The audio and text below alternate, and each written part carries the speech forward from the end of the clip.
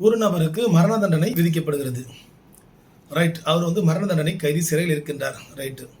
இப்பொழுது அவரோட கேஸில் வந்து ஒரு அப்பீல் போகிறார், ஒரு மேல்முறையீடு போகிறார். நீதிமன்றம் வந்து மேல்முறையீட்டு நீதிமன்றங்கள் ஒரு ஹைகோர்ட்டை விசாரிக்குது. சரி, ரைட்டு.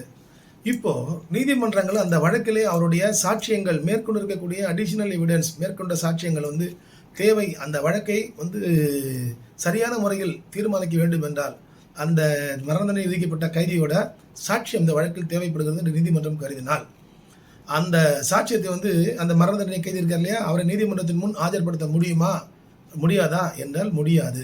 சரி, அப்போது அவருடைய சாட்சியத்தை வந்து எப்படி வந்து நீங்கள் வந்து ரெக்கார்ட் செய்ய முடியும் என்றால், நீதிமன்றங்கள் வந்து அதற்கென்று ஒரு செஷன்ஸ் கோர்ட் நீதிபதியோ அல்லது ஒரு மேஜிஸ்ட்ரேட்டையோ அப்பாயிண்ட் செய்து அந்த நபர் வந்து அந்த சிறைக்கு சென்று அந்த நபருடைய வந்து சாட்சியங்களை பதிவு செய்து, அதாவது குறுக்கு விசாரணை என்னென்ன நடந்துச்சு, ஏது நடந்துச்சு, அந்த அனைத்து விஷயங்களையும் வந்து பதிவு செய்து கையொப்பமிட்டு அந்த மேல்முறையீட்டு நீதிமன்றங்களுக்கு அனுப்பி வைக்கும். எனவே வந்து ஒரு மரண தண்டனை கைதியானவர் சிறையில் இருக்கும் பொழுது அந்த நபரை வந்து மற்ற நீதிமன்றங்களின் முன் வந்து அவரை வந்து ஆஜர்படுத்துவதற்கு தகுதி இல்லாத நபராகத்தான் அவர் வந்து கருதப்படுவார்.